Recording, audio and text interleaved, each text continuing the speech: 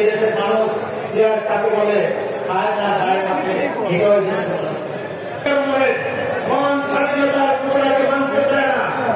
তারা বাংলাদেশের 30 লক্ষ শহীদের রক্তকে স্বীকার করে না, তারা বাংলাদেশের স্বাধীনতা স্বীকার করে না, তাদের ভোট দেওয়ার কোনো অধিকার নেই, কোনো অধিকার নেই। এবার তার স্বাধীনতার সপক্ষে সকল শক্তি হিন্দু, বৌদ্ধ, খ্রিস্টান, মুসলমান সবাই একদিকে দাঁড়াবে, আরেকদিকে স্বাধীনতার বিরোধীরা ভোট করবে, ঠিক কিনা? তাদের দেশ আজকে বিভাগে বিভক্ত হয়ে গেছে। যারা কেয়ারের নামে ভোট বাঞ্চাল করতে চান, এই কেয়ারের মানুষ কেয়ার কারণে এদেশের মানুষ ফিরে না যাবে। আপনি ভোট দেবেন, তারা সে বাংলা দেবে। আজ নির্বাচিত হবে কে প্রোগ্রাম বাংলাদেশে এটা হতে পারে না। আমরা আমাদের প্রার্থীকে চিনি, আপনার সিনেমা দেখলেন, তারা পেছিলেন, এই কানুন দেখলেন, সরকার পেছিলেন, আমার বলছিলেন।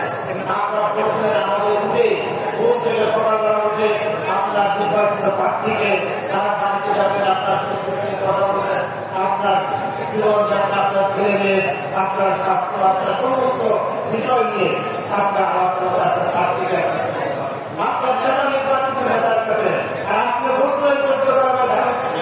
আর সেই খাগড়া সরকার কর্পোরেশন চাকমা দেখবেন যে উনি নির্বাচিত হয়েছে। এই দেশের মানুষ জানে, এই জন্য আমি বলছি এই দেশের মানুষ কাকে বলে খায় না খায় না এটাও এই কথাটি বলেন। বাংলাদেশের বন্ধু হচ্ছে বাংলাদেশের আমাদের সেনাবাহিনী, দেশপ্রেমিক সেনাবাহিনী বলছেন ডিসেম্বরের মধ্যে ভোট হলে আমরা নির্বাচিত সরকারের কাছে হস্তান্তর করতে চাই। আজকে সরকারি নিউজকে ধন্যবাদ দিয়ে নির্বাচনের রোড ম্যাপের কথা বলেছেন। আমরা আশা করি আগামী কয়েকদিনের মধ্যে নির্বাচন করেছেন সেই ঘোষণার উপর রাস্তা দেবেন, নির্বাচনের রোড ম্যাপ দিলেন। বাংলাদেশের মানুষ একটি ধরনের ইনভেস্ট হবে না, এখানে জীবন করার সেই প্রক্রিয়া যদি নির্বাচিত সরকার না, নির্বাচিত সরকার ছাড়া দেশের সুশাসন আসবে না, দেশের উন্নয়ন হবে না, দেশের কলকারখানা হবে না, আজকে সামাজিক উন্নয়ন হবে না। আজকে মত সৃষ্টি নামে একসাথে যোগ করবে, যেগুলো লোকের ঘর বাড়ি ভেঙে বলছে, যেগুলো মানুষকে হত্যা করছে, বাংলাদেশ আমরা 30 লক্ষ শহীদের রক্তের বিনিময়ে এই বাংলাদেশ স্বাধীন করেছি। তবে যারা এই কথাটি বলেন, যারা এই কথা বলে নির্বাচনের বাঞ্চাল করতে চান, যারা সেনাবাহিনীর বিরুদ্ধে কথা বলে, তাদের মুখে লাগাম করা উচিত।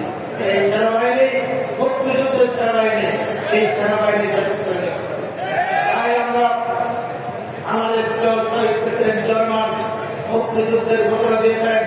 এই মুক্তি সেনাবাহিনীরা তার দেশে থেকে পাকিস্তান সেনাবাহিনীর অন্যান্য কর্মকর্তারাও মুক্তিযুদ্ধ অংশগ্রহণ করেছেন।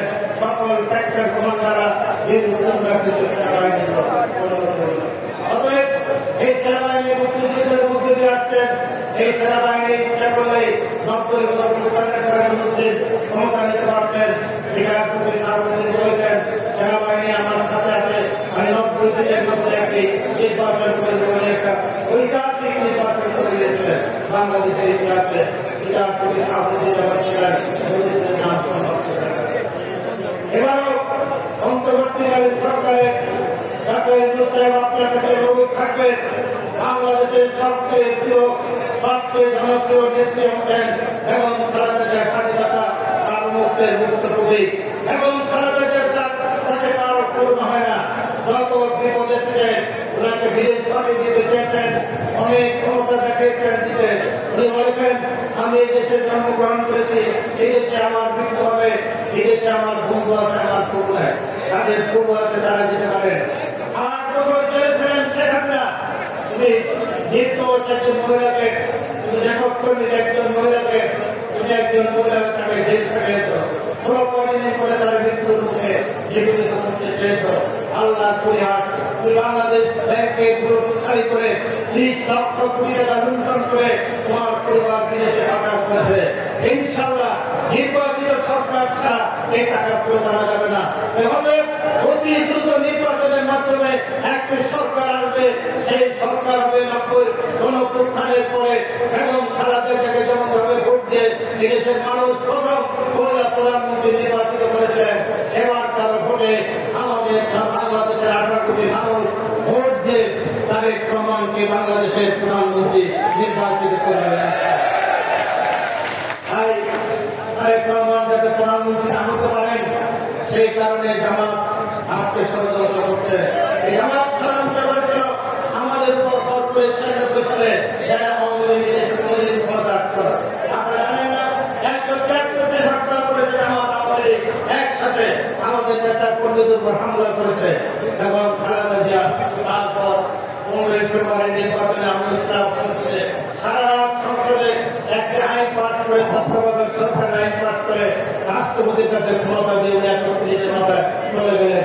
এদেশের মানুষকে হত্যা করেন নাই, এদেশের মানুষের উপরে জুলুম করেন নাই, গণতন্ত্র রক্ষা করেছেন।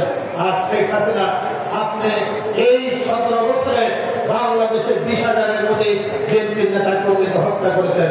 65 লক্ষ নেতা কর্মীর বিরুদ্ধে মামলা দিয়েছেন। আমাদের 2,000 নেতা কর্মী গুম হয়েছে। এই জুলাই মাসের 1 তারিখ থেকে 5 আগস্ট পর্যন্ত 2,000 মানুষ মৃত্যুবরণ করেছেন, শহীদ হয়েছেন। এর মধ্যে 462 জন বিএনপির নেতা কর্মী শহীদ হয়েছেন। ঠিক কিনা? 20,000-এর অধিক নেতা কর্মী অঙ্গত্ব বরণ করেছেন। এখনো তারা হাসপাতালে বিভিন্ন জায়গায়।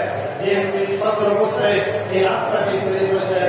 যারা বলেন যে আমরা 36 দিনেই এই নিয়ে এসেছি, আপনারা তো বলে গেছেন আপনারা অত্যন্ত শিশু মানুষ, আমরা কিছু বলতে চাই না আপনাদের সম্পর্কে।